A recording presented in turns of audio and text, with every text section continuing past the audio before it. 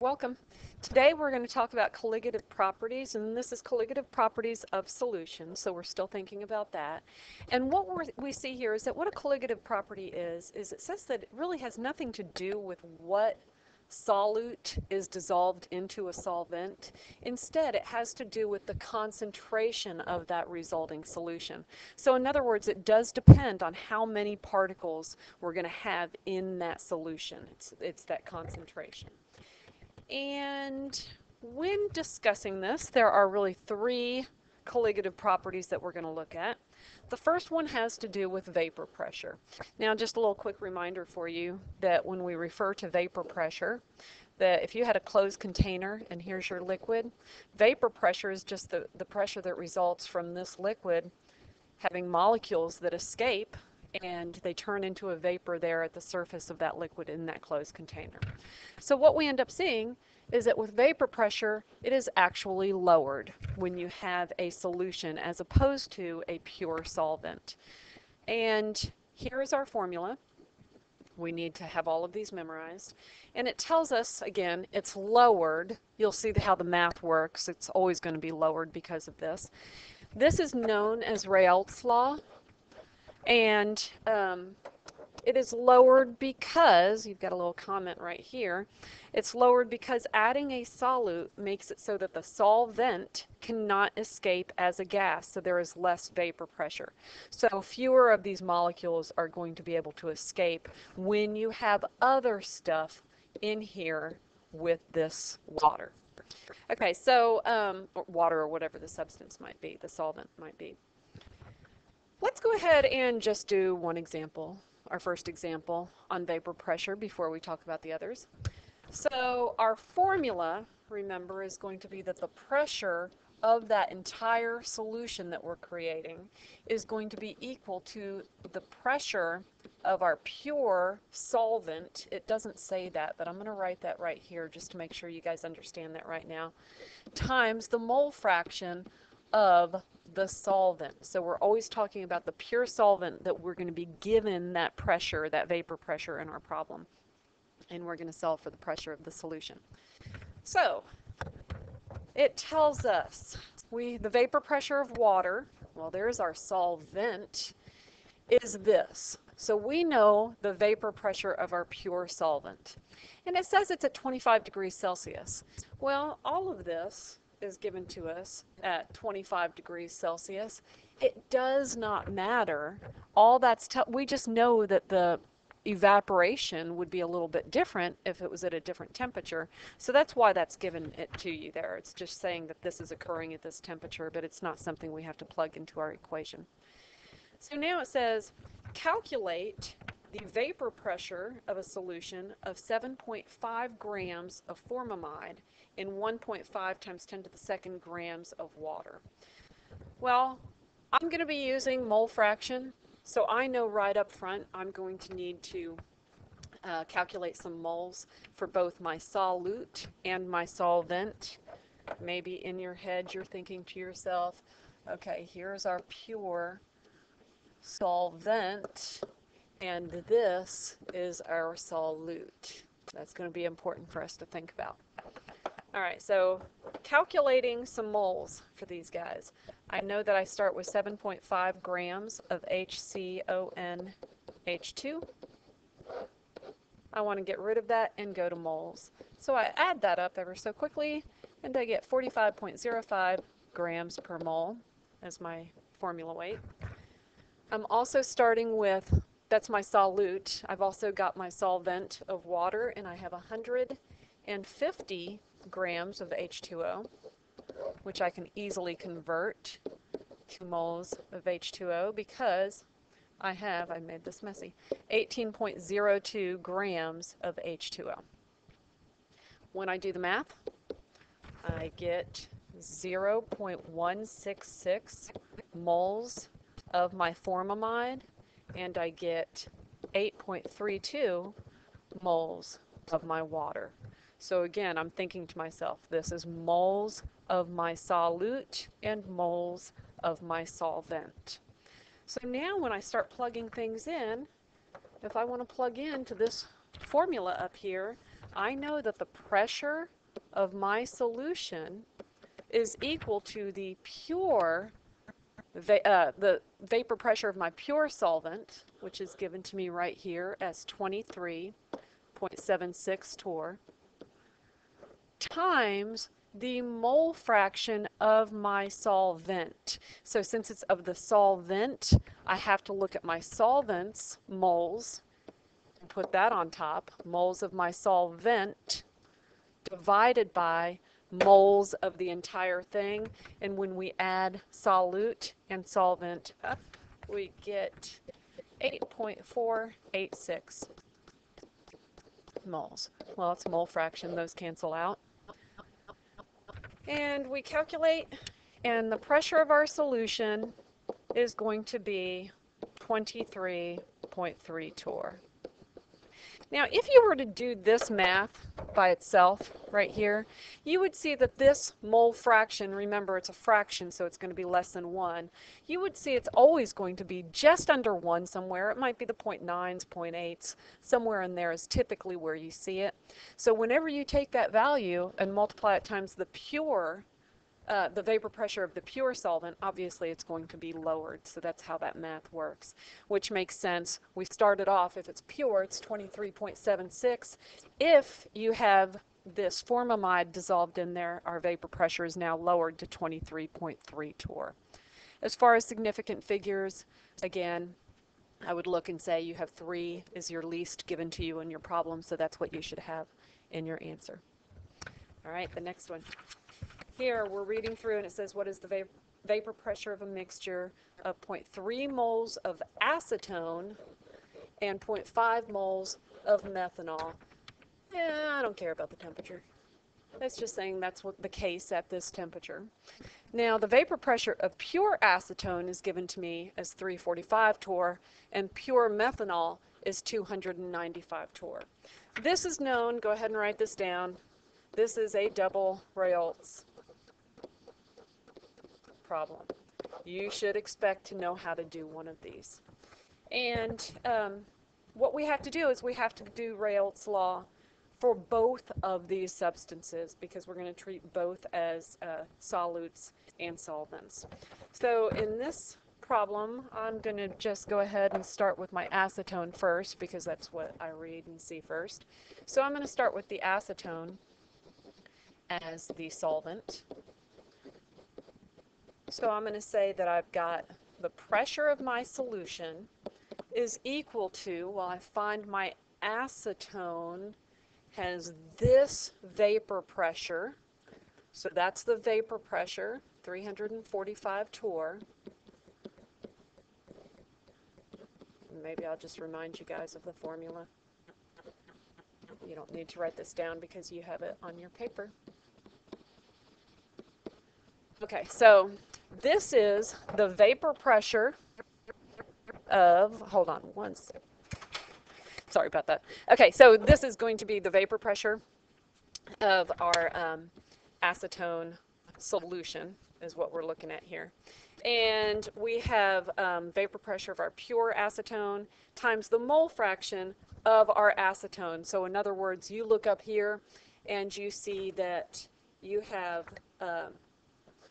for your acetone, you have, it's right over here, 0.3 moles of acetone, so the 0.3 goes on top, and you have a total of 0.3 plus 0.5, that gives us 0.8 moles total.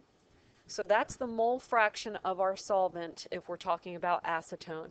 I'll do my math here in just a second. And then I'm going to do the exact same thing with my methanol as my solvent. So in other words, I'm doing the vapor pressure. I'm trying to find the vapor pressure of my methanol solution when methanol is my solvent. And here I'm going to say that methanol, pure methanol, has a vapor pressure of 295 torr.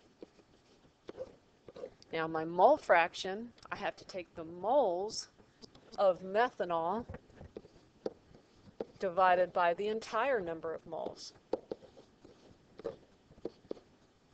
Okay, so I've got it set up, so now I just get out my calculator and I start plugging in, and I get 129 torr for my acetone solvent as the solvent, and I get 184 torr for my methanol as the solvent. So now all I have to do is add these two up, and I get 313 torr. So that is the vapor pressure of that solution of both acetone and methanol. That's a situation. You notice that how this is different, where you're given vapor pressures of both of your pure substances that were given to you. Here, I was only given a vapor pressure for water. There is no vapor pressure for the formaldehyde. Okay, so now I'm going kind of quickly here. Hopefully that worked for you guys on the vapor pressure. Now what we're doing is we're going to look at boiling point and freezing point. So before we look at the formulas, let's think about what's going on. If you're going to have a liquid, like water, if you want it to boil, the water molecules need to overcome these intermolecular forces. So here I have a water molecule. It needs to break away from this water molecule and from this water molecule. In order to do that, it needs to overcome the intermolecular forces holding those water molecules together. So what happens is if you take another substance, a solute, and put it into that pure water, you suddenly have additional intermolecular forces holding on to all of those molecules. So it becomes harder for those molecules to break free and evaporate, therefore turning into a gas. So it's going to be harder for them to boil, is what we end up seeing. Now we could go through the same mentality with our freezing. Again, with freezing, what happens is a liquid is going to freeze when orderly patterns of crystals are formed. So with water, with H2O, for example, you get these nice orderly patterns with all these intermolecular forces just holding those things in place.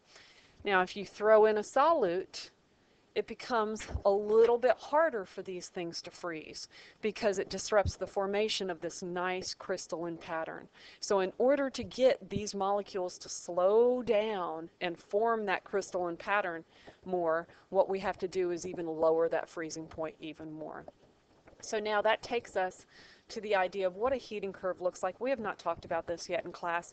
We'll get to this in another unit, but it's up to you if you want to draw this on your paper. I'm going to go through it pretty quickly. That if we were to talk about, here's temperature, if I had H2O, I know that right here, this is a solid, this is a liquid, this is a gas. I've got energy on this axis.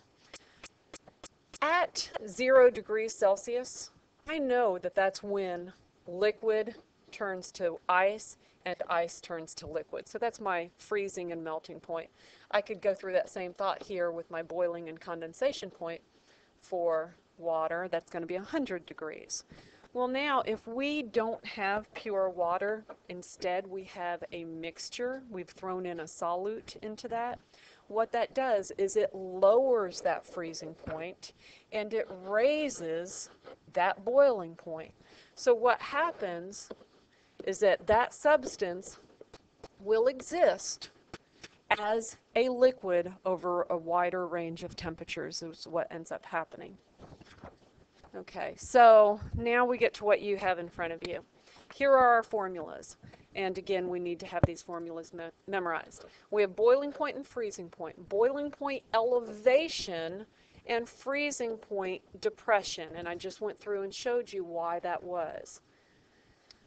Our formulas that we're going to be using, here I'm going to look at our boiling point first. We have our change in our boiling point temperature. What happens is we have our number, I is going to be, this is where you need to write kind of tiny, I guess. This is going to be the number of particles that your solute, that's the big important word right here, breaks into. Whereas KB, that's going to be a constant, and you're going to look that up But in this case, it's a boiling point constant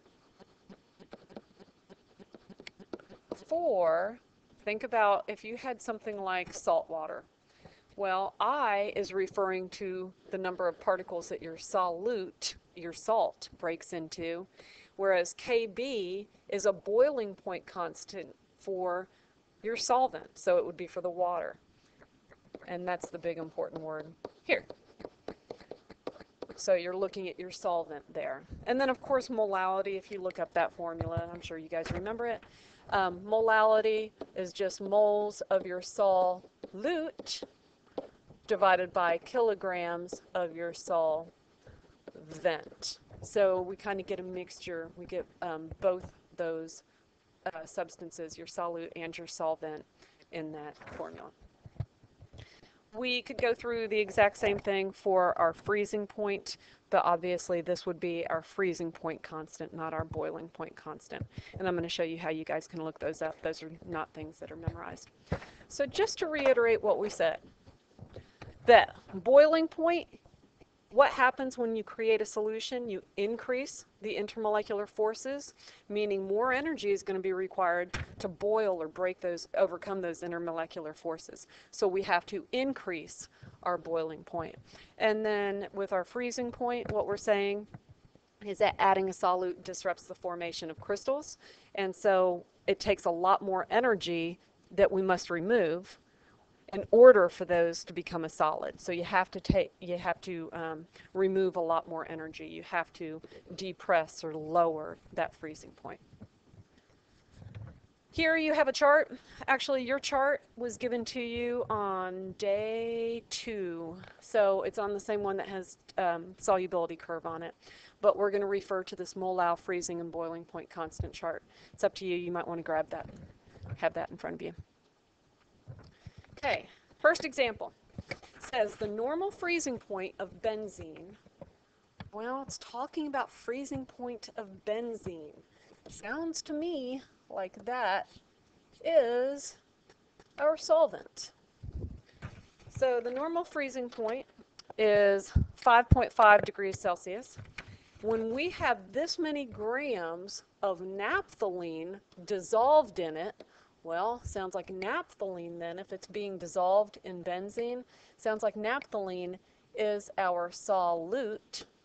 Again, this is really critical for these types of problems, that you identify which substance is which. So when we throw in 45 grams, we're dissolving 7.14 grams of naphthalene in 45 grams of benzene, what happens is the solution now freezes at this temperature. We want to calculate our molal freezing point constant of benzene from these data. So we're not going to refer to our chart. Instead, we're going to solve for I, which is known as the Van Hoff factor, or the molal freezing point constant. No, I'm sorry, not the Van Hoff, the molal freezing point constant. So that's K sub F is what we're going to be solving for. Okay, our formula. Our change in freezing point is equal to I, which is Van Hoff factor. It's the number of particles your solute breaks into, times Kf times your molality. So this is what we're solving for in this. This is not a typical type of problem, so I'm going to kind of go through this one quickly. We know that normally freezes at 5.5, but now after we create a solution, it freezes at negative 0.82. So what we do there is we just subtract the difference, because we know our change in our freezing point, actually I should rephrase that. Well, let's do that. Our change in our freezing temperature equals that final minus your initial temperature. So negative 0.82 minus 5.5. And what we see is that that change is 6.32 degrees Celsius. So I can go ahead and plug that in now. I've got 6.32 degrees Celsius. I'll even throw in some units there. It is benzene, naphthalene. Notice, and actually I shouldn't have even circled the benzene. All I'm concerned with is my solute. And notice that my solute, naphthalene, is just carbons and hydrogens. Any ions? Nope, it is a covalent substance, so because of that, it is just going to have one particle, that one molecule. It does not break into ions. We are solving for our Kf, and then molality. This is where we have to do a little bit more work. With our molality, remember, molality equals moles over kilograms. We're going to be solving for our moles first by saying, let's see what we're doing here. We're taking, actually I'm not going to do it that way. We're solving for our molality. So we're going to say that we've got grams of naphthalene is 7.14 grams of our naphthalene. And then we can convert that to moles of naphthalene. 128.18 grams per mole of naphthalene. So now we've got it as moles of naphthalene. All we need to do is divide it by our kilograms of our solvent, which is our benzene. We have 45 grams of benzene, so that means we have 0.045 kilograms of benzene. So we get 1.24 molal solution. Come back, plug it up here, 1.24 molal, and we solve, and we get our K sub F is equal to 5.10. Well, when we do our units, we see it's degrees Celsius per molal. There is the answer. And if I flip back, we see that, yeah, degrees Celsius per molal, that's what you would expect for these constants right here. All right, let's do one that's a little bit more useful. It says, what are the boiling and freezing point temperatures of the solution from example 1? And it contains 7.5 grams of formamide and 150 grams of water. So that's just given to us again. We're solving for both of these. Let me just write both of these formulas.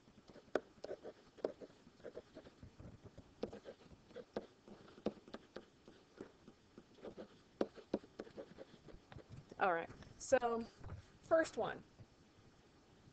I'm going to remind myself that this is our solute and water is our solvent, just when we're thinking about how we plug these things in.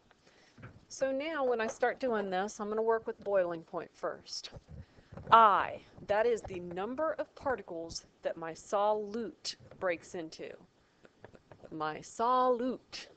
Hydrogens, carbons, oxygens, nitrogens. Again, we're looking at a covalent substance. It stays together as a molecule, so it does not break into any particles. So our Van Hoff factor is going to be equal to 1. K sub B. This I need to look up for my solvent. So now I look at my solvent, which is water, and I look on my chart, and you guys can find it right down here, and we see some values given to us. You can find that on your own sheet. And we see that the boiling point constant for water is 0.512 degrees Celsius per molal. And then our molality is going to be equal to, well, I can probably go back to my original question. Remember in example 1, it gave us, we had some moles that we calculated. So what I want to do, this is molality, so it's going to be moles of my solute. So I look up from example number 1, and I see that I started with 0.166 moles of my formamide, that's my moles of solute, divided by kilograms of my solvent. So I have 150 grams, which means 0.150 kilograms of water. There we go. It's all set up. I do the math, and I get 0.567 degrees Celsius. Now, all I did was find my change in my boiling point. But it says, what are our new boiling temperatures? In other words, what is our new boiling point if we have this substance now thrown into water? So this is when you have to remind yourself of what happens. It's boiling. Is that going to, do you add or do you subtract? Well, it's boiling point elevation, freezing point depression. You have to heat it up higher in order for those molecules to break free. So now, instead of it boiling at 100 degrees, you have to add that. Now, if we're thinking about sig figs, remember, when it boils at 100, we're really saying it boils at 100.0000000. So when we add that 0.567, I want to see that added on. These 3 sig figs, I want to see that because there are plenty of units or digits past this decimal right here. So we want to see all of that. 100.567 degrees Celsius. That is the new boiling point. Okay, doing the same thing over here for our freezing point. Again, Van Hoff factor doesn't change because it's the same solute. Your formamide is not going to break into any particles. You look up your freezing point depression or freezing point constant, and it's 1.86 degrees Celsius per molal for water. And then as far as your molality goes, the molality, it's the same solution. We're just seeing how this affects the freezing point now. So it's still going to be that 0.166 moles divided by 0.150 kilograms. Keep going and plug it in and you get 2.06 degrees Celsius. Well, again, that's not our new freezing point. That's just the change in the freezing point. So now, when we calculate our new freezing point, we have to ask ourselves which direction it's going to go. I know that water normally freezes at 0, but now it's going to depress it. It's going to be lower. So 0 minus 2.06, that's going to be equal to negative 2.06 degrees Celsius. If we glance back at this, yeah, this is given to you for water, that water freezes at 0 and boils at 100. You guys know that, and I expect you to know that, which is no problem because you know it. But for all of these others, if anything else was a solvent, you would have to look this up or it would be given to you if it was a quiz or a test. So those freezing, normal freezing and boiling points are on this sheet for you guys to look at. All right, last type of problem. I am going to skip this one because just for time. Let me just go through, is this the one I'm skipping? Let me just double check. Let's see here. No, this is, I'm sorry, I'm a little unprepared. Let me skip that right now. In this one, here we want to think about when they're not electrolytes. So, when they are electrolytes. The solutions we've looked at so far do not have any ions in them. They are purely molecules. In other words, the Van Hoff factor that we have been working with has always been equal to 1. So now what we want to do is we want to think about when it's not something with a lot of carbons, hydrogens, and oxygens. How do we figure it out? Well, you can read through this and see what it is, but basically you're just writing out that ionic compound. Remember, this is always going to be for the solute. That's when we try and determine I, our Van Hoff factor. So if you have something that's not molecular, is not covalent, doesn't have those carbons, oxygens, nitrogens, hydrogens, then you have to really determine how many particles it breaks into. And let's see if I have space. No, I do not. So in this case, what you're going to be doing is you're going to think about, let's look at a couple. If I had something like NaCl, well, when this breaks apart, and we can see this up here, breaks into a sodium ion and a chloride ion. So in this case, our I equals 2. It breaks into 2 ions. But what if you had magnesium chloride? Or here I've got calcium chloride. In this case, our I is going to be broken into 1 calcium ion and 2 chloride ions. So our I would be equal to 3. In this one, we've got 1 aluminum ion and 3 chloride ions. So our I is going to be equal to 4. Let me throw another one at you. What if you had something like magnesium phosphate? Well, in this case, hopefully you're looking at that and figuring out how many ions it breaks into. Looks like there are 3 magnesium ions and 2 phosphate ions. So there is a total of 5 ions. So your Van't factor equals 5 in that case. Okay, so that's basically what I just went through, is how many particles it breaks into.